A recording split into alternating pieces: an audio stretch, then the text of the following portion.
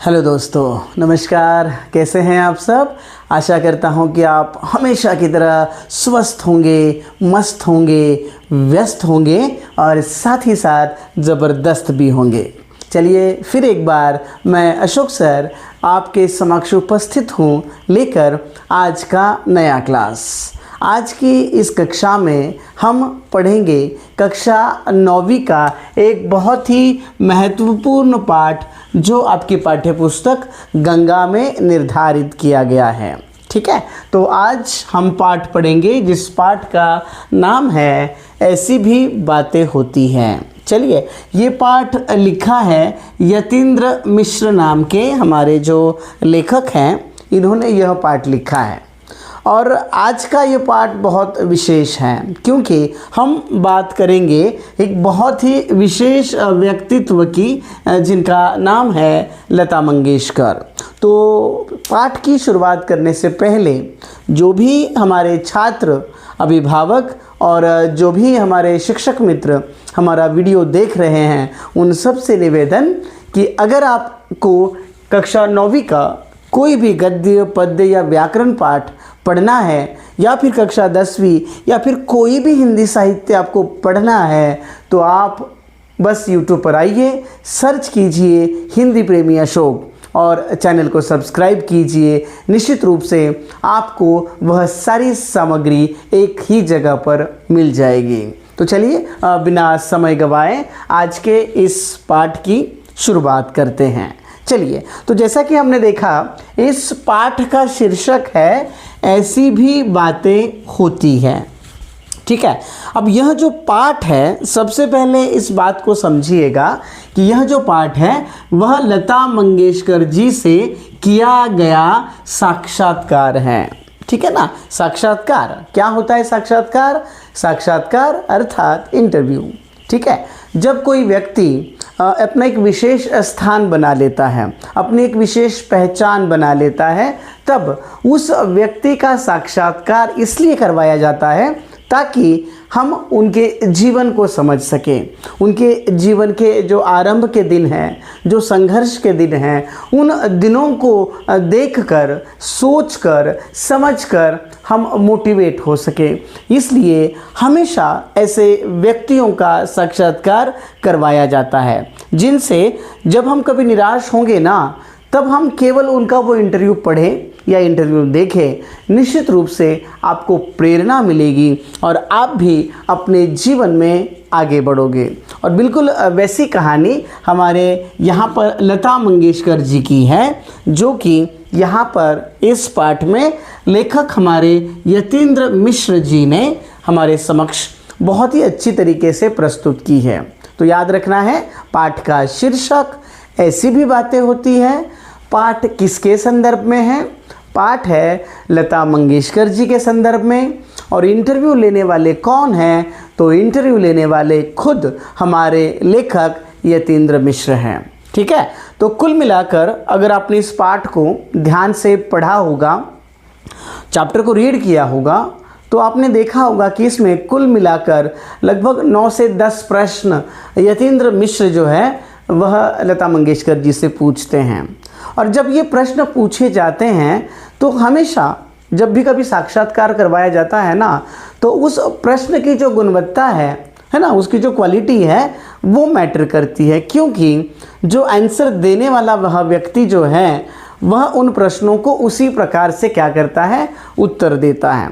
तो पाठ के आरंभ में और पाठ के अंत में हमें इस बात पर ध्यान देना है कि क्या यह सारे प्रश्न जो यतीन्द्र मिश्र के द्वारा पूछे गए यह सर्वथा उचित है या फिर उस व्यक्ति के अनुरूप है जिनके लिए ये प्रश्न पूछे गए। और अंत में उनका साक्षात्कार पढ़ने के बाद क्या हम उनसे प्रभावित हुए, क्या हम उनसे प्रेरित हुए, या फिर क्या हमारे जीवन में उनकी कहानी से कोई परिवर्तन आएगा। तो ये सारे जो बदलाव हैं, इन बदलावों को देखना, समझना और अपने जीवन में उसे क्या करना, स्वीकारना। ये इस पाठ का उद्देश्य है। तो चलिए बिल्कुल शुरू करते हैं कि किस तरीके से पाठ की शुरुआत होती है।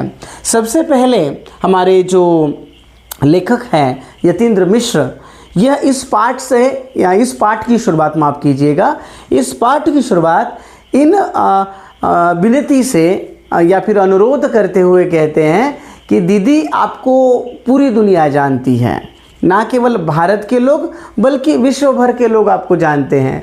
जो भी संगीत में आकंठ डूबे हैं वे सारे लोग आपको जानते हैं।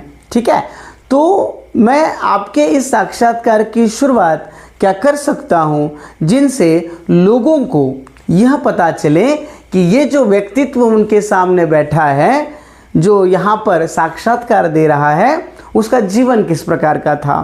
तो सबसे पहले वो अनुमति मांगते हैं लता मंगेशकर जी से और कहते हैं कि आपके लाखों करोड़ों जो प्रशंसक हैं, जो आपकी प्रशंसा किए बिना थकते नहीं हैं, वे आपके बारे में जानना चाहते हैं। क्या मैं मेरे प्रश्नों की शुरुआत, अगर आपकी अनुमति है तो कर सकता हूँ? तब लता मंगेशकर जी, याद रखिएगा, इतने बड़े शिखर पर पहुँची हुई व्यक्ति, लेकिन उनका स्वभाव, उनकी बातें और उनकी जो शैली है, वह शैली हमें यह बताती है कि हम चाहे कितने भी बड़े क्यों ना हो, कितने भी शिखर पर क्यों ना हो, हमारे पाँव हमेशा ज़मीन पर होने चाहिए। ये हमेशा उनकी बातों से यहाँ पर हमें देखने को मिलता है। तो बिल्कुल उसी प्रकार से लता मंगेशकर जी भी उनको आंसर करती हुई कहती है कि सबसे पहले तो आपका बहुत बहुत धन्यवाद कि आपने मेरा साक्षात्कार यहाँ पे क्या किया, आयोजित किया। क्योंकि मैं खुद, लता मंगेशकर जी के वाक्य हैं इस पाठ में, वे कहती है कि मेरे इतने लाखों करोड़ों लोग जो मेरी प्रशंसा किए बिना नहीं थकते, जो मुझसे प्रेम करते हैं, सबको मैं गीतों के माध्यम से धन्यवाद नहीं दे सकती।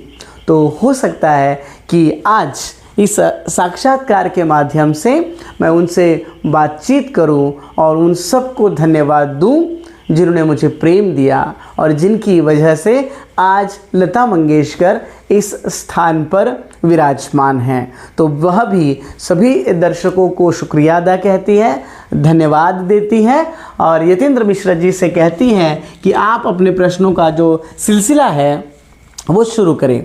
और इस तरीके से अब इस साक्षात्कार की शुरुआत होती है। ये जो हमने बातें देखी, यतीन्द्र मिश्रा का अनुमति मांगना और लता मंगेशकर जी द्वारा दिया गया उत्तर, यह भी हमारे पाठ का हिस्सा है। तो इस पाठ में कुल मिलाकर 10 प्रश्न पूछे गए हैं, जिनमें से आज के इस पाठ में मैंने 5 प्रश्न और उनका विश्लेषण आपके समक्ष लेकर आया हूँ। क्योंकि अगर मान लो कि मैं 10 प्रश्न लेकर आया तो हो सकता है हमारा जो दिमाग है ना, वह दिमाग पूरी तरीके से काम ना करे। हाँ, समझ रहे हैं ना। क्योंकि मैं हमेशा बोलता हूँ कि मेरा उद्देश्य ये है पाठ को पूरा करना नहीं, तो पाठ को समझाना। इसलिए हर एक प्रश्न को देखेंगे, सुनेंगे, सोचेंगे, समझेंगे और याद भी करेंगे। ठीक है, तो एक और पाठ, एक और लेक्चर हम इसके लिए एक नया वीडियो बनाकर आपके समक्ष आएंगे। आज की इस तासिका में हम 5 प्रश्न जो यतीन्द्र मिश्र ने पूछे और जो लता मंगेशकर जी ने उनके जवाब दिए, वे मैं आपके समक्ष लेकर आया हूँ। चलिए, पहला प्रश्न क्या था वो यहाँ पर देख लेते हैं। तो यतीन्द्र मिश्र, अनुमति हो चुकी है और वे प्रश्न पहला पूछते हैं कि लता जी आप मुझे ये बताइए, वो लता जी नहीं कहते क्योंकि उनको सब जानते हैं दीदी इस नाम से। इस प्रश्न की शुरुआत करने से पहले मैं आपसे एक सवाल पूछना चाहता हूँ कि क्या आप लता मंगेशकर जी के बारे में क्या जानते हैं?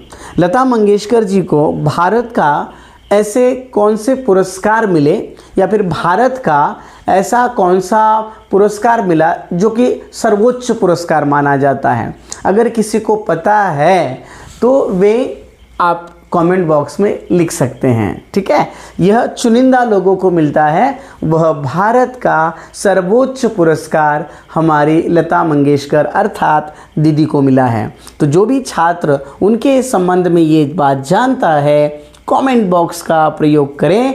अगर आप करते हो तो बहुत अच्छी बात है, नहीं करते तो हम अगली तासिका में यानी दूसरे जो नया वीडियो मैं बनाऊंगा जिनमें मैं बाकी क्वेश्चन लेकर आऊँगा वहाँ पर मैं आपके प्रश्नों का उत्तर दूंगा। लेकिन आज अपेक्षा है कि आप मेरे इस प्रश्न का उत्तर देंगे। ठीक है, तो चलिए लता मंगेशकर जी क्या थोड़ा फैमिली बैकग्राउंड के बारे में बात करते हैं। लता मंगेशकर जी उनके पिता का नाम है पंडित दीनानाथ मंगेशकर। याद रखिएगा, ये थोड़ी जानकारी हमारे पास होनी चाहिए, तो ये बात मैं आपके समक्ष पहले रखता हूँ। तो पंडित दीनानाथ मंगेशकर, ठीक है। अब पंडित दीनानाथ मंगेशकर ये इनकी एक ड्रामा कंपनी है। पंडित दीनानाथ मंगेशकर इनकी एक ड्रामा कंपनी है, ठीक है। साथ ही वे शास्त्रीय संगीत के ज्ञाता हैं और गायन में, मतलब ये कहने का अर्थ यह है कि वे पूरे के पूरे संगीत से जुड़े हुए हैं, ठीक है। वे शास्त्रीय गायन करते हैं, शास्त्रीय संगीत को बढ़ावा देते हैं और ड्रामा कंपनी में बहुत सारे नाटक वे मंच पर मंचित भी करते हैं। तो इस तरीके से नाम था पंडित दीनानाथ मंगेशकर। दीनानाथ मंगेशकर ये उनके पिता का नाम है, ठीक है। उनके बाद उनकी जो फैमिली है उस फैमिली में लता मंगेशकर जी के एक भाई हैं, उनका नाम है पंडित हृदयनाथ मंगेशकर। याद रखिएगा, मैं कुछ नाम बता रहा हूँ आपको, ये एक्स्ट्रा जानकारी हमारे पास होनी चाहिए। तो पंडित हृदयनाथ मंगेशकर ये उनके भाई हैं। उनकी बहनों के कुछ नाम मैं आपको बताता हूँ।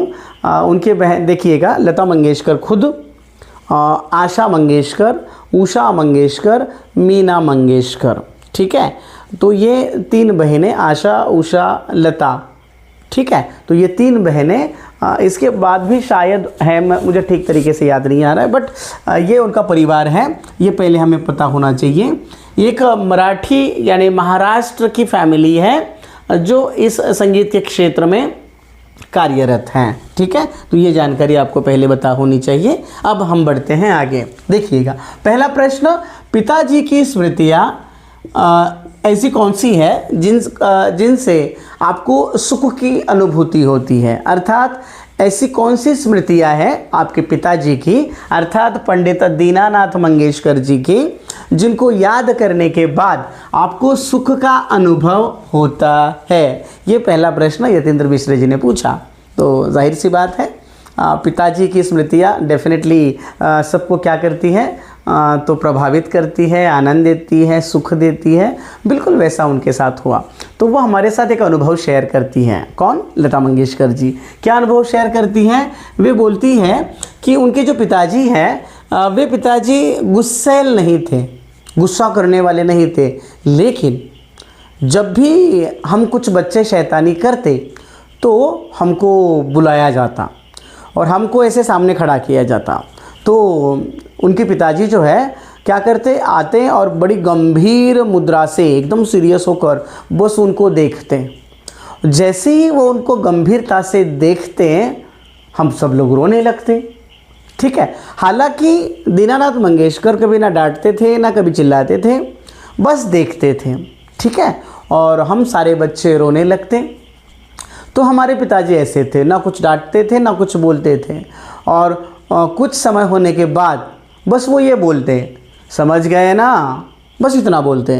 तो फिर हम सब लोग कहते हैं हाँ समझ गए, ठीक है, दोबारा हम ऐसा नहीं करेंगे। मतलब बिना डांटे, बिना चिल्लाए, बिना मारे वे क्या करते थे, मतलब उनका एक जो डर था वो बच्चों के ऊपर था।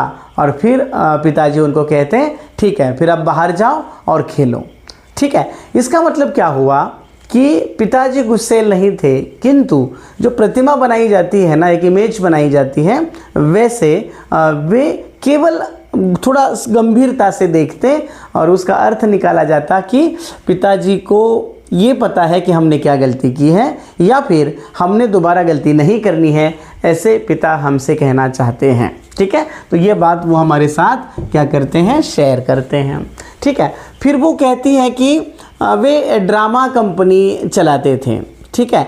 और ड्रामा कंपनी चलाने के कारण वे बहुत बिजी रहते थे, उनके पास समय नहीं होता था। रात के 9 बजे नाटक शुरू होते और लगभग अर्ली मॉर्निंग यानी बहुत देर रात तक, लगभग 2 बजे तक 3 बजे तक उनके नाटक चलते। अब नाटक इतनी देर तक चलने के कुछ कारण बताए। क्या कारण बताए? नाटक के 5-5 अंक हुआ करते थे, ठीक है। और दूसरी बात ये, खुद हमारे जो दीनानाथ मंगेशकर है उनको शास्त्रीय गायन में बहुत ज़्यादा रुचि थी, तो लोग तालियां बजाते, सीटियां बजाते, वंस मोर कहते, तो दीनानाथ मंगेशकर उत्साहित होकर वे और उस प्रोग्राम को एक्सटेंड करते हैं, ठीक है। तो ऐसे उनके पिताजी थे। फिर उनके बारे में एक और बात बोली है कि उन्होंने मराठी रंगमंच पर क्या किया था, तो पंजाबी और कर्नाटक का जो संगीत है वो उन्होंने क्या किया था, प्रस्तुत किया था। हालांकि उस समय ये एक ड्रामा कंपनी के लिए नई बात थी जो उन्होंने की थी, ठीक है। कर्नाटका का जो संगीत था वह उनको नहीं पता था, ठीक है, उतनी ज़्यादा जानकारी नहीं थी। इसलिए दीनानाथ मंगेशकर खुद कर्नाटका गए, वहाँ पर संगीत सीखे और वह संगीत वो मंच पर लेके आए ताकि सभी दर्शकों को न्याय दे सके। इस तरीके के वे थे। तो जब ये उनको याद करते हैं तो कहती है कि हमें सुख की अनुभूति होती है। ऐसा वो पहले प्रश्न का उत्तर देती है, ठीक है। फिर यतीन्द्र मिश्र उनसे दूसरा सवाल पूछते हैं कि पिताजी से संगीत के अलावा आपने क्या क्या सीखा, ठीक है ना। अपने पिताजी से, पेरेंट्स से, मोटिवेटर जो लोग हैं ना, तो आपने उनसे क्या सीखा, ऐसा सवाल पूछा जाता है। तो लता मंगेशकर बड़े शान से एक उत्तर देती है, स्वाभिमान से जीने की कला या फिर स्वाभिमान से जीने की प्रेरणा किसको मिली है? लता मंगेशकर को मिली है। किससे मिली है? तो उनके पिता दीनानाथ मंगेशकर जी से उनको स्वाभिमान से जीने की प्रेरणा मिली है। मतलब किसी के आगे हाथ नहीं फैलाना, ठीक है। तो इसलिए जो भी करो अपने खुद के दम पे करो, किसी के आगे हाथ नहीं फैलाना। और इसीलिए वो कहती है कि हमने हमारे पिताजी से यही बात सीखी कि कभी किसी से 500 रुपये उधार मांगने नहीं जाना, किसी से कोई फला चीज़ मांगने नहीं जाना, जो भी करना अपने खुद के दम पे करना। इसलिए पिताजी से उन्होंने क्या सीखा, तो स्वाभिमान से जीने की प्रेरणा उन्होंने वहाँ पर सीखी। ये बहुत अच्छी बात बोली उन्होंने। जब तक पिता जिंदा थे, उनके पिता, तब तक उनकी घर की आर्थिक स्थिति बहुत अच्छी थी, ठीक है। वो कहते हैं कि हम बड़े शान और शौकत में जिए, ठीक है। लेकिन पिता के निधन के बाद उनकी परिस्थितियाँ थोड़ी संघर्षमय रही। उनकी माँ ने भी उनको यही सिखाया कि कभी किसी के सामने हाथ नहीं फैलाना। तो सबसे बड़ी बात याद रखिएगा, स्वाभिमान से जीने की प्रेरणा ये उन्होंने संगीत के अलावा, संगीत तो सीखा ही सीखा, लेकिन उसके अलावा स्वाभिमान, सेल्फ, है ना, रिस्पेक्ट कैसे हो, है ना, कभी भी अपना रिस्पेक्ट नहीं खोना, ये बात उन्होंने अपने पिताजी से सीखी। ये दूसरे प्रश्न का उत्तर लता मंगेशकर देती है। देखिएगा तीसरा प्रश्न यतीन्द्र मिश्र पूछते हैं कि उस समय बहुत ज़्यादा मूवीज़ भी हुआ करती थी और आप सिनेमा से बहुत ज़्यादा कनेक्टेड भी थी, तो आपने कभी बचपन में किसी मूवी की या सिनेमा की नकल उतारने की कोशिश की? तो वो बताती है कि उस समय जब लता मंगेशकर मतलब अभी उन्होंने अपने करियर की शुरुआत की थी, तो उस समय ना एक मूवी आई थी संत तुकाराम, जो कि एक मराठी मूवी थी, संत तुकाराम। ये बहुत ज़्यादा धार्मिक मूवी थी जो बहुत ज़्यादा प्रसिद्ध थी, ठीक है। तो उत्तर देते हुए लता मंगेशकर कहती है कि जब वो संत तुकाराम मूवी देखती, क्योंकि उनके घर का माहौल वैसा था, उनके घर में केवल धार्मिक और देशभक्ति परक ऐसे 2 ही प्रकार के सिनेमा दिखाए जाते या फिर वो देखा करते। ये पिताजी का आदेश था, है ना। हालांकि जैसे पिताजी बाहर जाते, वे उनके अलावा भी दूसरी मूवीज़ जो है वो देखा करती थी। तो वो बताती हैं कि संत तुकाराम महाराज का जो प्रसंग है उस सिनेमा में, कौन सा, कि वे जब सदेह वैकुंठ जाते हैं और वैकुंठ जाते समय ईश्वर का विमान उनको लेने के लिए आता है।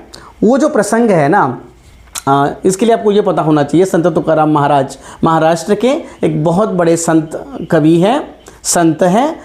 वे क्या करते हैं, जीवित समाधि अर्थात वे वैकुंठ जाते हैं और विमान उनको ईश्वर का लेने आया है, ऐसे उनके बारे में बताया जाता है। ठीक है, तो उस समय एक गीत है जो उस चित्रपट में या फिर उस सिनेमा में गाया गया है, जो है अमी जातो अमुचा गावा अमुचा राम राम घ्यावा।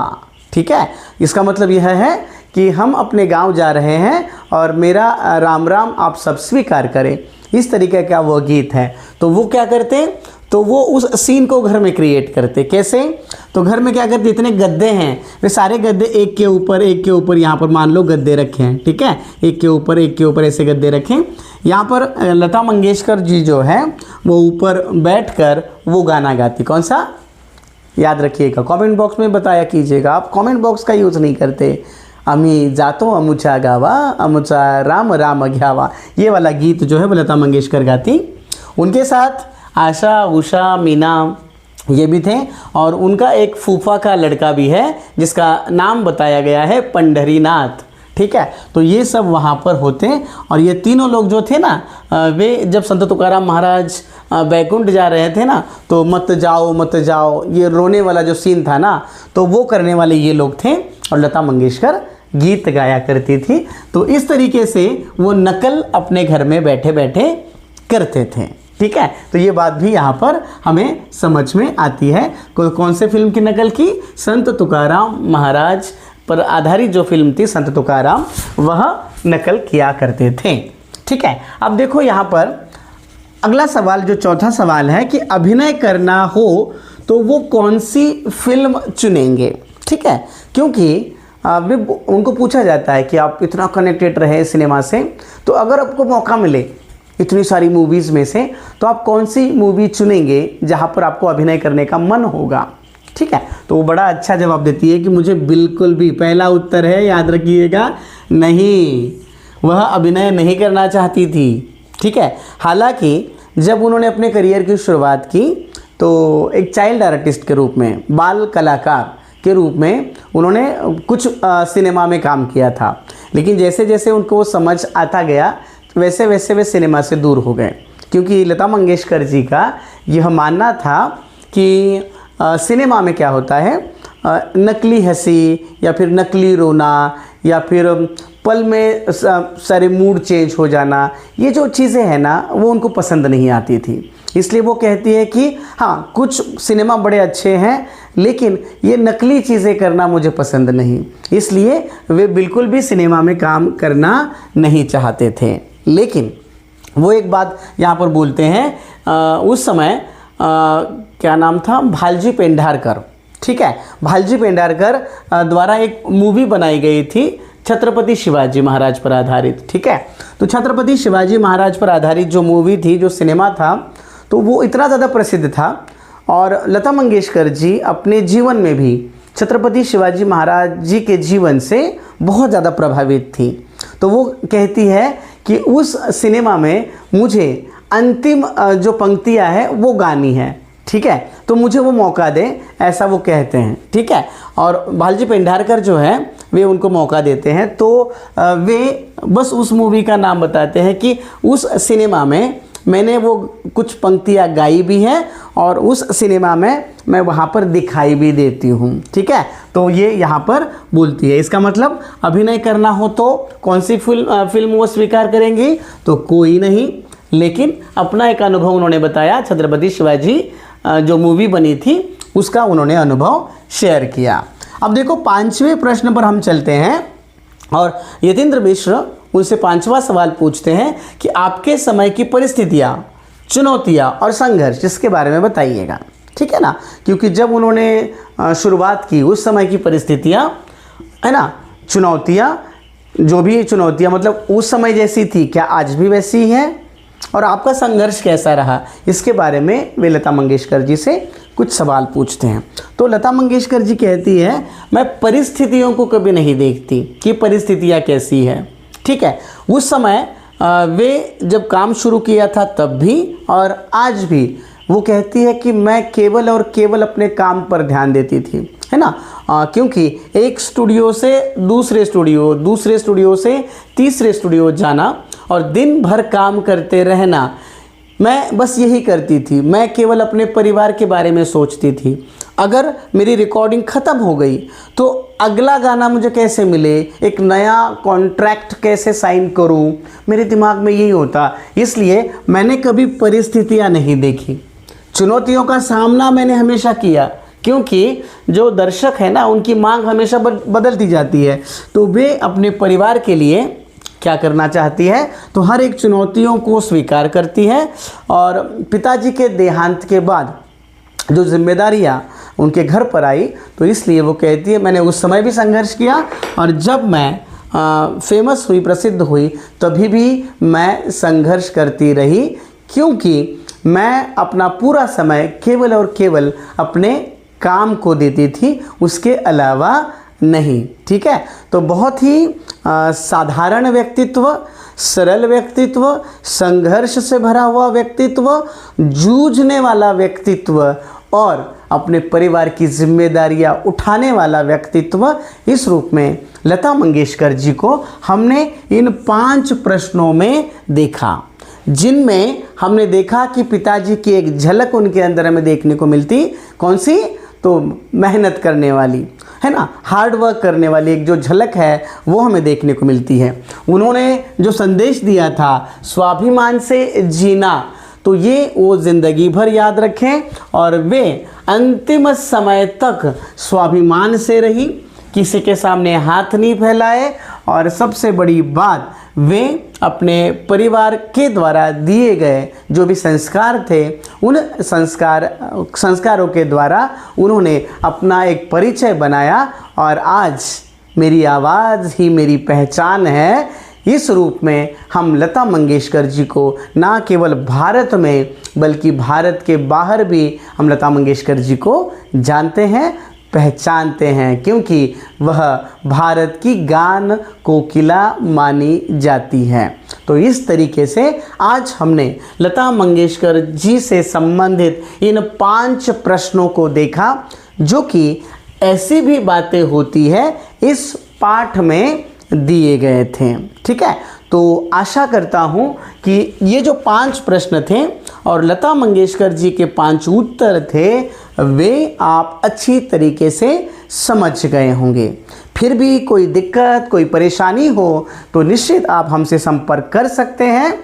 मेरे YouTube चैनल पर आप कमेंट बॉक्स का यूज़ कर सकते हैं और अपने सारे प्रॉब्लम्स, समस्याएं मेरे साथ शेयर कर सकते हैं। तो मुझे लगता है आज के लिए इतना। यह पाठ पूरा नहीं हुआ। इस पाठ को पूरा देखने के लिए आपको करना होगा थोड़ा सा इंतज़ार, क्योंकि कल ही अगले दिन हम लेकर आएंगे अगले 5 प्रश्न और पूरे पाठ को हम समाप्त करेंगे। ठीक है, तो आशा करता हूँ कि आपको समझ में आ गया होगा। हम फिर मिलेंगे कल ही, लेकिन तब तक के लिए नमस्कार।